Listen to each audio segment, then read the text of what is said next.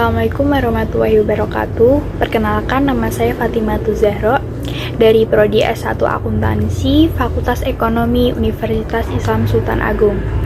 Di sini saya dari kelompok 3 akan menjelaskan tentang istisan untuk memenuhi tugas dari mata kuliah Islam dan disiplin ilmu yang diampu oleh Bapak Dr. Haji Bejo Santoso, MT PhD. Materinya yaitu ada 5. Yang pertama ada pengertian istisan, kedua ada contoh istisan, ketiga yaitu macam-macam istisan, yang keempat ada kedudukan istisan dan hukum Islam, dan yang terakhir 5 ada argumentasi penggunaan istisan sebagai dalil. Pengertian istisan. Secara bahasa, istisan berasal dari kata istahsana, yastasinu, istihsanan, artinya menganggap baik. Definisi istisan yang paling tepat, istisan yaitu berpalingnya seorang mujtahid dari hukum yang biasanya dia putuskan untuk masalah-masalah yang semisal pada suatu kasus tertentu karena adanya alasan yang lebih kuat. Definisi istisan yang kurang tepat. Istisan yaitu sebuah dalil yang terasa janggal pada diri seorang mujtahid dan dia tidak mampu untuk menerangkannya, sehingga dia pun tidak mampu untuk memunculkannya. Istisan yaitu apa-apa yang dianggap baik oleh seorang mujtahid berdasarkan akalnya. Definisi di atas ditentang oleh banyak ulama, karena hal itu memberikan kesan bahwa seorang ulama yang menggunakan istisan telah mengikuti hawa nafsunya. Dia hanya menggunakan akal semata tanpa pertimbangan dalil tertentu. Secara tegas, Imam Syankiti menolak kedua definisi di atas. Beliau menyampaikan, dua definisi itu sudah jelas salah. Contoh istisan. Yang pertama ada hukum bai salam. Bai salam itu artinya membeli buah-buahan yang belum ada. Misalnya, kita pesan buah mangga kepada pedagang. Padahal sekarang belum masanya pohon mangga berbuah. Lalu kita kasih uangnya sekarang. Hukum akad jual beli barang yang belum ada wujudnya itu sebenarnya adalah tidak boleh atau tidak sah. 2. Hukum istisna. Istisna itu artinya membeli suatu barang yang baru ada. Contohnya saja, barang yang akan dibeli baru akan dibuatkan, sesuai dengan contoh yang ada. Yang ketiga ada hak irtifakiyah dalam wakaf tanah pon mokaf. Hak irtifakiyah itu adalah hak yang menyertai apa-apa yang kita miliki. Dalam hal ini, hak irtifakiyah dikaitkan dengan tanah wakaf. Maka maksudnya adalah hak yang menyertai tanah wakaf. Seperti hak atas akses jalan dari luar menuju lokasi tanah wakaf. Yang keempat ada hukum wakaf tunai. Pada dasarnya, wakaf itu harus merupakan benda yang tidak bergerak. Namun ternyata ada adat kebiasaan yang dilakukan oleh masyarakat untuk melakukan wakaf berupa uang. Sehingga para ulama pun memperbolehkan wakaf berupa benda bergerak. Misalnya wakaf uang. Inilah yang disebut sebagai wakaf tunai. Yang kelima, hukum memecahkan gelas di toko tanpa sengaja. Orang yang melakukan sesuatu secara tidak sengaja itu sebenarnya tidak bisa dimintai pertanggungjawaban, termasuk orang yang memecahkan gelas maupun piring di toko. Bila hal ini dipertahankan, boleh jadi membuat para calon pembeli kurang hati-hati, sehingga yang menanggung kerugian adalah pemilik toko. Oleh karena itu, pemilik toko pun membuat pengumuman bahwa barang yang rusak atau pecah karena perilaku calon pembeli, meskipun tidak sengaja, merupakan tanggung jawab orang yang merusak atau memecahkannya. Yang keenam, hukum membaui aroma makanan. Ketika sedang berpuasa, kita dilarang untuk membaui aroma makanan. Karena hal itu sama saja dengan makan, bikin kita merasa kenyang, sehingga puasa menjadi batal. Namun orang yang sedang masak di dapur tidak bisa menghindari hal itu, karena dia harus tetap tinggal di dapur. Oleh karena itu, orang yang sedang memasak itu puasanya tetap sah. Ini ada beberapa macam-macam istisan. Istisan berdasarkan nas. Nas artinya ayat Al-Quran atau hadis nabawi.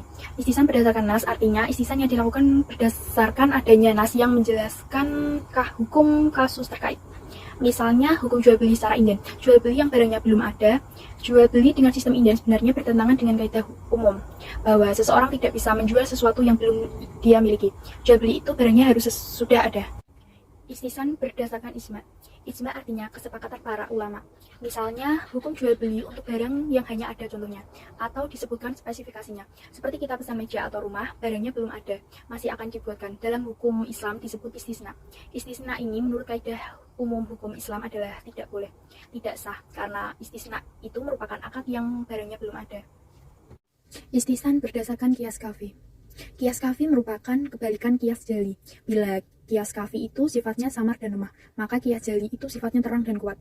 Istisan berdasarkan kias kafi artinya istisan yang dilakukan berdasarkan adanya kias kafi dalam hukum kasus terkait dengan meninggalkan kias jali. Misalnya kasus tanah wakaf. Akad wakaf itu lebih dekat dikiaskan kepada akad jual beli atau akad sewa menyewa. Akad wakaf itu bisa dikiaskan kepada akad jual beli karena tujuan dari akad wakaf dan akad jual beli itu sama-sama merupakan akad pemindahan hak milik. Istisan berdasarkan urf. Urf adalah adat istiadat yang tidak bertentangan dengan syariat Islam. Misalnya, wakaf itu asalnya harus berupa benda yang tidak bergerak, seperti tanah pertanian, tanah perkebunan, atau ataupun tanah kosong. Namun, wakaf itu juga boleh berupa benda yang bergerak karena adanya uruf dalam masalah wakaf ini, seperti wakaf sepeda motor, mobil, emas perhiasan, bahkan uang kertas. Istihsan berdasarkan maslahah. Maslahah artinya manfaat yang tidak bertentangan dengan syariat. Bila tidak bertentangan dengan syariat, maka maslahah itu bisa menjadi dalil yang cukup kuat, sama halnya dengan uruf. Namun, bila bertentangan dengan syariat, maka maslahah itu tidak bisa digunakan sebagai dalil. Seperti minuman keras dan perjudian, keduanya bisa mendatangkan maslahah, namun bertentangan dengan syariat. Ada ayat dan hadis yang secara tegas mengharamkan minuman keras dan perjudian. Istihsan berdasarkan darurah. Misalnya, menghirup uap nasi maupun masakan itu sebenarnya membatalkan puasa. Namun, bagi orang yang sedang masak, tentu dia tidak bisa menghindarinya. Secara darurat, dia pasti selalu membawa berbagai aroma masakan yang membuatnya kenyang. Sehingga biasanya orang yang habis masak itu tidak makan langsung, karena dia sudah merasa kenyang. Nah, orang yang sedang masak itu tidak bisa meninggalkan dapur. Meskipun sedang puasa, mau tidak mau dia akan selalu mencium aroma masakan. Secara hukum, sebenarnya orang yang sedang memasak di dapur itu batal puasanya. Kedudukan istihsan dalam hukum Islam. Secara teori, para ulama berbeda pendapat mengenai kedudukan istihsan ini sebagai dalil hukum. Ada yang memakai dan ada yang tidak memakai. Berikut pernyataan Syekh Muhammad Mustafa Az-Zuhaili dari kitab Al-Wajib fi Ushulil Fiqh Al-Islami. Pada kenyataannya, Abu Hanifah memiliki perspektif yang berbeda dengan Syafi'iyah mengenai istihsan, dan perbedaan keduanya mengenai definisi istihsan menyebabkan perbedaan pendapat mengenai kedudukan istihsan, di mana Syafi'iyah dan Malikiyah tidak menentang akan perspektif Hanafiyah dalam hal mengutamakan qiyas qawi apabila terdapat maslahah. Seandainya masing-masing pihak memahami definisi istihsan yang dimaksudkan oleh pihak yang lain, maka keduanya pasti sepakat dalam berpendapat dalam masalah istihsan ini. Argumentasi penggunaan istihsan sebagai dalil. Yang pertama ada Quran Surat Az-Zumar ayat 18, kedua ada Quran Surat Az-Zumar ayat 55, dan yang ketiga ada hadis riwayat Ahmad dan Tabrani atau hadis Hasan. Pendapat ulama tentang istihsan.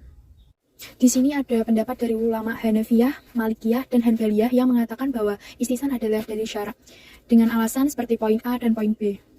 Ulama-ulama yang menolak istihsan sebagai dalil syara, mereka beralasan sebagai berikut.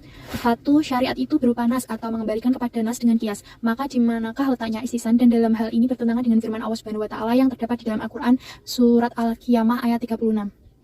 Yang kedua, istihsan tidak ada dijabitnya dan tidak ada ukuran-ukuran untuk mengkiaskannya, sehingga apabila dihadapkan kepada seorang mujtahid suatu kasus, maka dia akan menetapkan hukum sesuai dengan apa yang dianggap baik sesuai dengan seleranya.